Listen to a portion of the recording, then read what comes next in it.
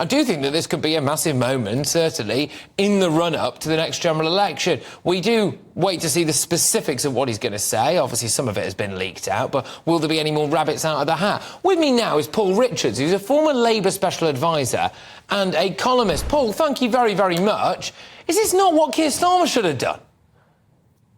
Well, I think there are champagne corks popping at the prospect of Sunak rowing back on some of this stuff, but they're popping in Labour headquarters.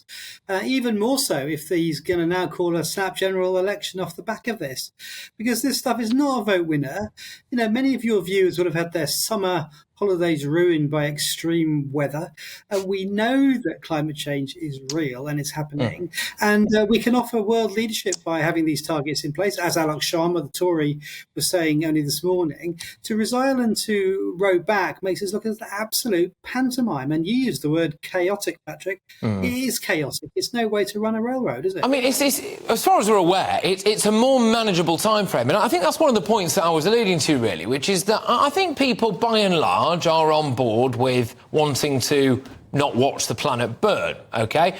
Unless you're an out-and-out climate change denier, in which case you just don't care, right? Fair enough. But it's about the time frame of doing that, isn't it? And when you do ask people, these opinion polls that they use, like, do you actually care about the climate? And most people say yes. But then when you ask them, can you afford a new electric car, or can you afford a new boiler, or can you afford all of the different bits of it that it's going to take in order for us to hit these net zero targets, by and large, people are pretty split on it. So I think it is a vote winner, isn't it? Just to delay it a bit, do it more responsibly, financially. I think there's a certain urgency to tackle the climate crisis, and I think that the policies need to reflect the technology, and as technology speeds up, these things will be easier to do. Our lives have all been transformed by technology just in the last 5 or 10 years, so to do these things is not going to be difficult.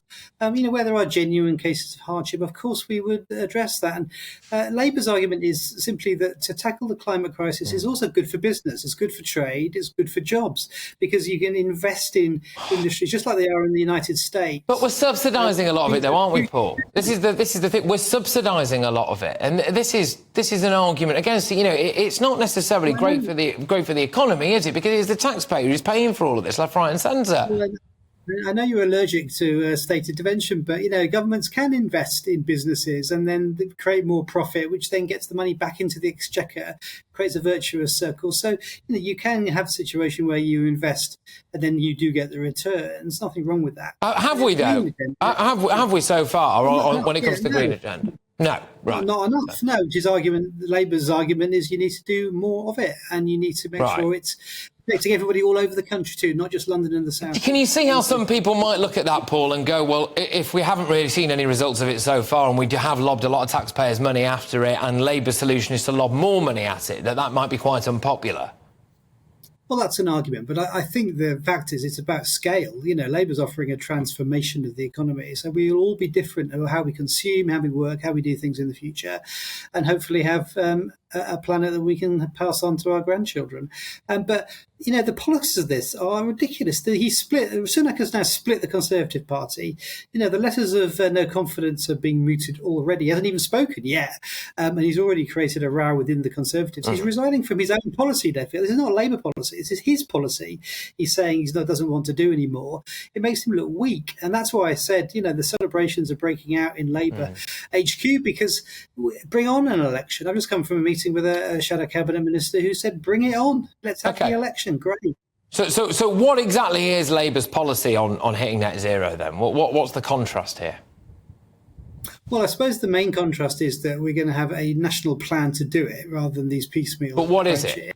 And it's the Green New Deal, so massive investment, regional investment banks investing in green startups, using all the new technology, creating jobs in every part of the country. If you look at the speeches Rachel Reeves has been given, the one in Washington in particular, she makes the point that you can use investment for good and you can turn the crisis into an opportunity. Right, OK, but there's nothing absolutely concrete there, is there? That's the thing. It is very much tax and spend, isn't it?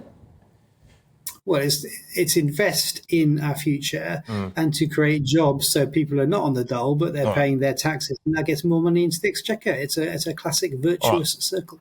Do you think that there's a bit of a contrast at the moment between the way that Keir Starmer has gone about things in the last few days? You know, there's been a big hoo-ha about votes for kids. There's been a big hoo-ha about whether or not we would have anything to do with an EU asylum seeker quota. He's been shaking Emmanuel Macron's hand. There's talks, Paul, of some kind of EU affiliation, etc. Meanwhile, Rishi Sunak is potentially about to come out and go, you know that thing that was going to make you skin? Yeah, we're not going to do that. And I just wonder if that plays better.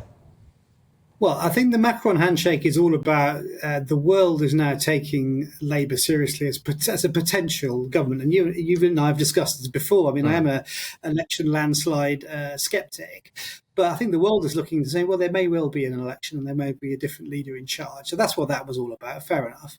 And I think in terms of the politics, you know, to turn on your own party and then possibly announce an election, or at least there will be one in a few months anyway. Do you think genuinely, just what last one with you, Paul? Because I know you've mentioned that a few times, and I've heard a few people say this on Twitter. Are you genuinely pretty convinced that we're going to get a snap election? Well, when that podium hits Downing Street, there's always a possibility, isn't there? And I know we can all get a bit overexcited, but I mean, who knows? You know, maybe he could be a disruptor, just throw the whole thing up in the air. Who knows? So what you're telling me and my viewers and listeners, Paul, is that you've got to stay tuned to GB News, because at 4:30 on this very show, we might be about to get a general election. Is that what you're saying? That's what I'm saying. Oh, good lad. All right, Paul, there we go. That's a bit of promo for me anyway. Paul, thank you very much. Paul Richards, former Labour Special Advisor and columnist. What do you make of that? There's very much two sides to this, and he's not wrong to a lot of this. I mean, the announcement, as what we understand the announcement is going to be, is pretty chaotic, and it has divided the Conservative Party, OK? I do think that fundamentally, though, if it wins you votes, then that's the game that Rishi Sunak has to be in, isn't it? Winning an election. Is it more likely to get your vote if we row back, if we scale back net zero? Let me know. GBViews and GBnews.com.